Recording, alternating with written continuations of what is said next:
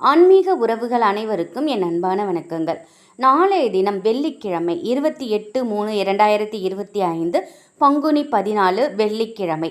நாளை இரவு 7:24 வரைக்கும் சதுர்தசி திதி இருக்குது. 7:24 பிறகு அமாவாசை திதி தொடங்குது. அமாவாசை, பங்குனி அமாவாசை ரொம்ப ரொம்ப விசேஷமான ஒன்று. இந்த பங்குனி அமாவாசையில் இரவு 8 மணிலேருந்து 9 மணிக்குள்ள இந்த சுக்கர ஓரையில் வெள்ளிக்கிழமை அன்று சுக்கர ஓரை இரவு 8 to 9 இந்த ஒரு தீபம் நம்ம ஏற்றினோம்னா நம்ம தலைமுறைக்கே பண கஷ்டங்கிறது இருக்காது. சில குடும்பங்களை நம்ம பார்த்துருப்போம். தாத்தாவுக்கு பண கஷ்டம் இருந்திருக்கும், அப்பாவுக்கு பண கஷ்டம் இருந்திருக்கும், மகன், பேரன், பேத்தி, இப்படி குடும்பத்தில் பண கஷ்டத்தோடு தான் இருப்பாங்க. இப்படி தலைமுறையாக குடும்பத்தில் ஒரு பண கஷ்டத்தை பார்த்துக்கிட்டு வராங்க அப்படின்னா அந்த குடும்பத்திற்கு ஏதோ ஒரு தீராத, கண்ணுக்கு தெரியாத ஒரு கிரகதோஷம் இருக்குது அப்படின்னு தான் அர்த்தம். ஒருத்தருடைய தலையெழுத்து கூடவா பணக்காரராக வாழக்கூடிய தகுதி இருக்காது. இப்படிப்பட்ட குடும்பத்தோட தலையெழுத்தை மாற்ற என்ன செய்வது? ஒரு சுலபமான சாஸ்திர ரீதியான பரிகாரம் தான் இது. முதல்ல இதை பார்த்துடுவோம். இந்த பரிகாரத்துக்கு நமக்கு தேவைப்படக்கூடிய பொருள் மொச்சை, வெள்ளை மொச்சை. நம்ம எல்லாருக்குமே தெரியும், மொச்சை சுக்கிர பகவானின் தானியம். குறிப்பாக இந்த வெள்ளை மொச்சையை நம்ம வீட்டில் நிறைவாக வாங்கி வச்சுருந்தோம் அப்படின்னா நம் வீட்டில் பணம் கஷ்டங்கிறது குறையும். கூடுமான வரைக்கும் இந்த வெள்ளை மொச்சையை நம்ம தானம் கொடுக்கணும். நாங்களே கஷ்டத்தில் இருக்கோம், இதில் வெள்ளை மொச்சையை வேறு தானம் செய்யணுமா அப்படின்னு நினைப்பீங்க. உங்களை விட கஷ்டப்படக்கூடிய குடும்பத்திற்கு ஒரு 100 கிராம் அளவுக்கு மொச்சை வாங்கி, வெள்ளை மொச்சை வாங்கி கொடுக்குறோம் அப்படின்னாக்கா நமக்கு எந்த கஷ்டமும் இருக்க போகிறதில்ல. ஒரு 50 கிராமாவது நம்மை விட கஷ்டத்தில் இருக்கக்கூடியவங்களுக்கு இந்த வெள்ளை மொச்சையை நம்ம வாங்கி கொடுக்கணும்.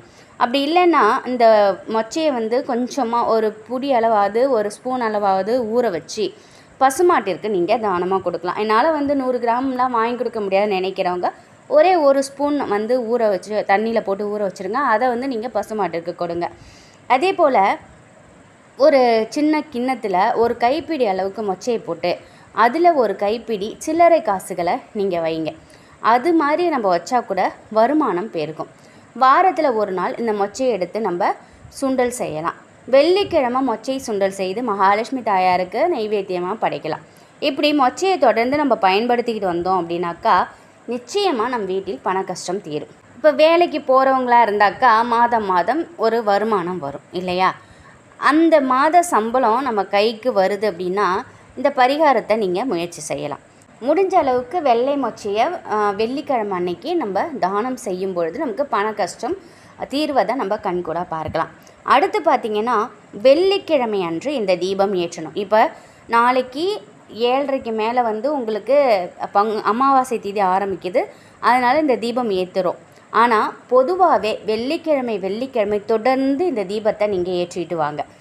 காலையில் வெள்ளிக்கிழமை அன்று காலை 6 to 7 சுக்கிர ஓரை, மதியம் 1 to 2 சுக்கிர ஓரை, இரவு 8 to 9 சுக்கிர ஓரை. இந்த சுக்கிர ஓரையில் நீங்கள் இந்த தீபம் ஏற்றுனீங்க அப்படின்னாக்கா நிச்சயமாக உங்கள் பண கஷ்டம் தீரும். வெள்ளிக்கிழமை நீங்கள் ஏற்றிட்டீங்க அப்படின்னாக்கா தொடர்ந்து நீங்கள் இந்த மொச்சையை வச்சு 3 நாட்கள் இல்லை 11 நாட்கள் 48 நாட்கள் கூட நீங்கள் ஏற்றலாம், தவறில்லை. அதுக்கு தகுந்த மாதிரி நீங்கள் மொச்சையை பரப்பி நீங்கள் ஏற்றலாம்.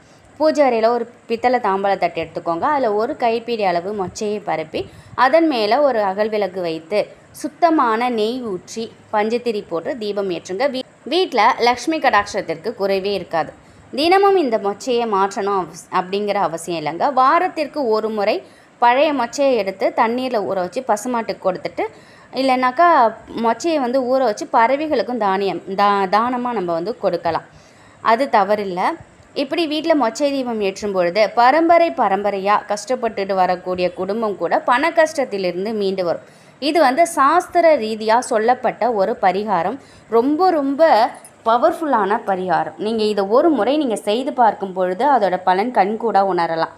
அடுத்து பார்த்திங்கன்னா வெள்ளிக்கிழமை அல்லது வியாழக்கிழமை மருதாணை தீபமும் ஏற்றலாம்.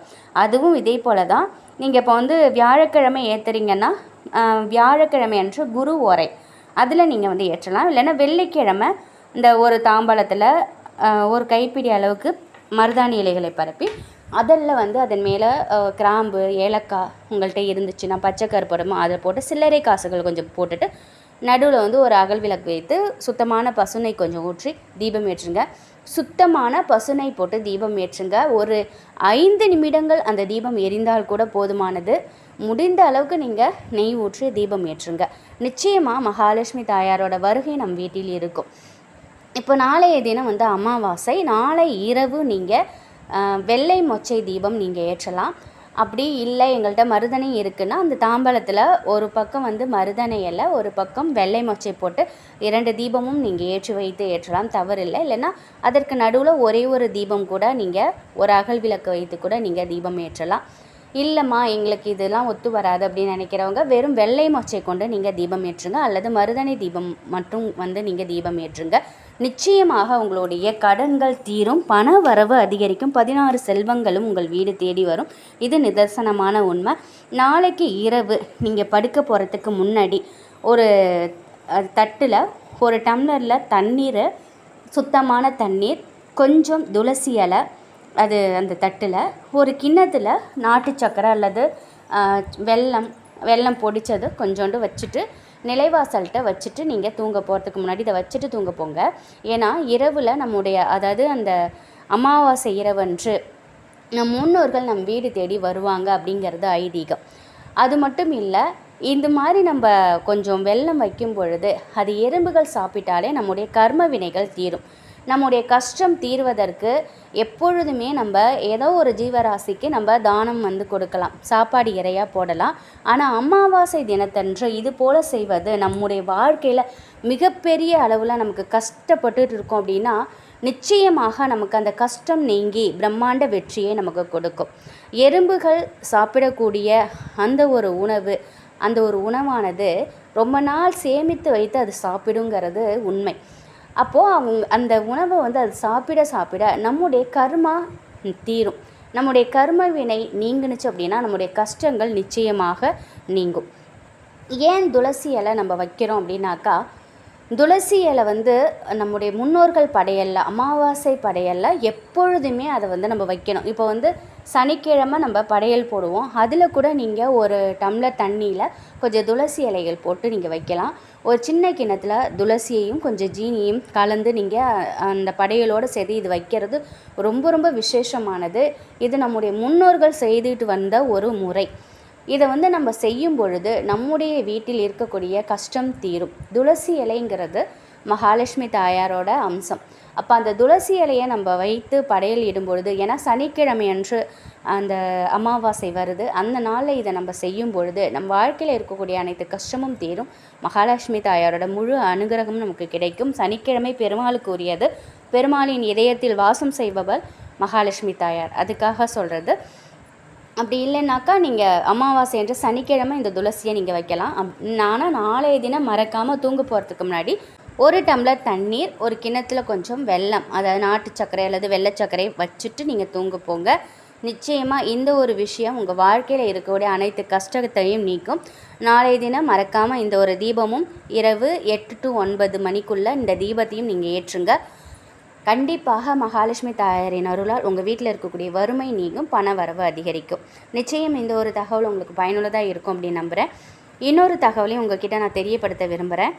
சனிக்கிழமை அன்று சனி பெயர்ச்சி இல்லை என்று திருநள்ளார் சனீஸ்வரன் கோவிலில் சொல்லப்பட்டிருக்குங்க. அது எங்கள் ஊருங்கிறதுனால எங்களுக்கு தெரிந்ததை நான் உங்கள் கூட ஷேர் பண்ணியிருக்கேன். அதை பற்றின வீடியோவை நாளைய தினம் போஸ்ட் பண்ணுறோம். ஆனால் 29/3/2025 சனி பெயர்ச்சி கிடையாது. நன்றி.